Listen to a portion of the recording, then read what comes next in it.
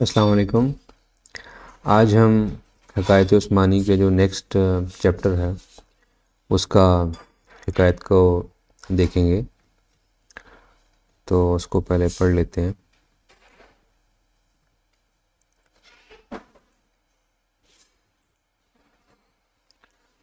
یہ حکایت ہے،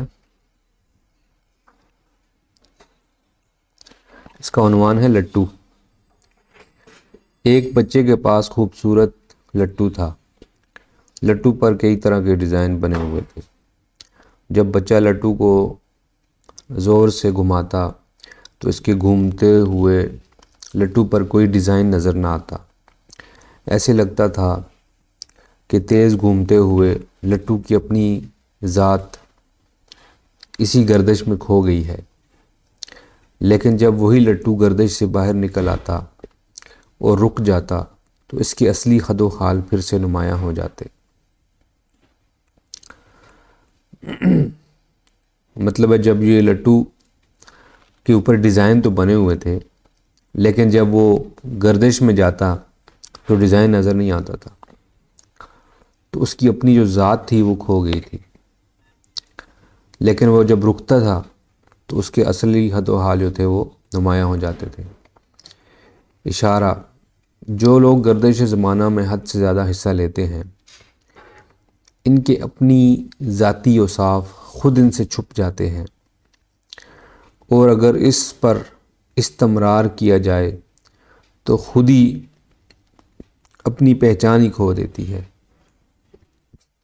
اب یہ جو گرافک ہے یہ بھی بڑے، کل میں ان کے گرافکس دیکھ رہا تھا آفس میں، تو جو گرافکس ہیں بہت زیادہ ان کے اوپر ان ڈیپتھ کام ہوا ہے، اور بہت زیادہ مطلب ہے جو گرافکس ہیں اس سے بھی کہانی پوری سمجھ آ جاتی ہے۔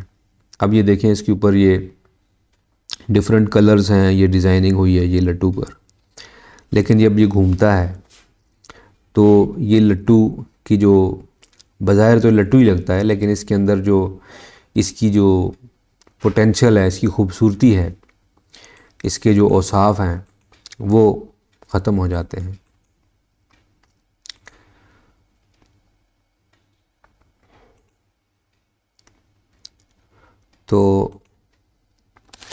تو لٹو جو ہے یہ بڑے اچھا انہوں نے بتایا ہے، اور آپ دیکھیں کہ کوئی بھی چیز جو تیزی میں جلتی ہے اس کی اصلی چیز نظر نہیں آتی۔ ابھی جو پنکھا ہے، سیلنگ جو فین ہے، جب وہ چلتا ہے تو اس میں بھی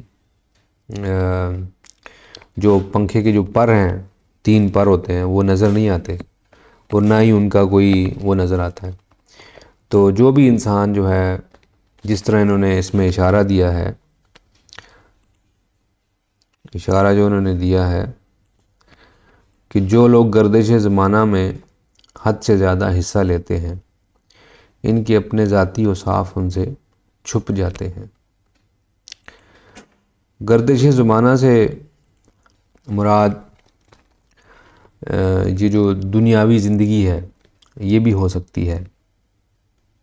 اب ملک صاحب نے کون سے گردش زمانہ کے جو اس میں چیزیں ہیں وہ ہائی لائٹ کی ہیں، مجھے تو اس کا آئیڈیا نہیں ہے، لیکن میرے اپنے حساب سے یہی ہے کہ جو بندہ بہت تیز جانا چاہتا ہے، صبر نہیں کرتا۔ قرآن کریم میں اللہ تعالیٰ فرماتے ہیں نا کہ الذین والعصر ان الانسان لفی خسر الا الذین آمنوا وعملوا الصالحات وتواصوا بالحق وتواصوا بالصبر۔ مطلب جو صبر کا جو ہے نا، صبر کا ایلیمنٹ ہونا چاہیے انسان کے اندر۔ جو بہت زیادہ جلدی میں ہے، اپنے گولز اچیو کرنے ہیں، یہ کرنا ہے وہ کرنا ہے، تھوڑا سا اگر ٹھہراؤ ہوگا، کسی بھی چیز میں اگر گیپ کریٹ کر دیا جائے تو وہ اس کے جو ڈیزائن ہیں اس کو نظر آتا ہے۔ ٹھیک ہے، مثلاً اگر کوئی بندہ کتاب پڑھ رہا ہے کسی کلاس میں، یا کچھ اور مطلب ہے کام کر رہا ہے، تو اگر تیزی میں کرے گا تو کام صحیح نہیں ہوگا، اس کو پتہ ہی نہیں چلے گا اس نے کیا کیا ہے۔ ٹھیک ہے، تو ٹھہراؤ جو ہے وہ بڑا لازمی ہے۔ وہ جو لٹو ہے اس کو گھمانا بھی چاہیے، کیونکہ گھمانے کے لیے بنایا گیا ہے، لیکن کم از کم اس کو دیکھنا بھی چاہیے کہ اس کے اندر پوٹینشیل کیا ہے. انسان جو ہے وہ گردش زمانہ میں ہوگا ہی، کیونکہ اس نے ڈیفرنٹ کام انجام دینے ہیں، لیکن وہ گردش زمانہ میں ہی نہیں ہوگا، وہ باقی کام بھی کرے گا.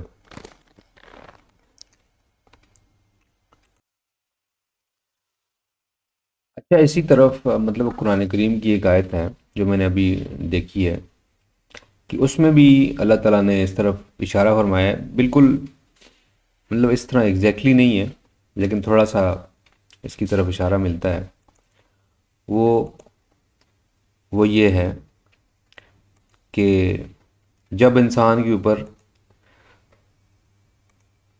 وَيَدْعُ الْإِنسَانُ بِشَرٍ دُعَاءُ بِالْخَيْرِ وَكَانَ الْإِنسَانُ عَجُولًا، اور بے شک انسان جو ہے وہ جلد باز ہے.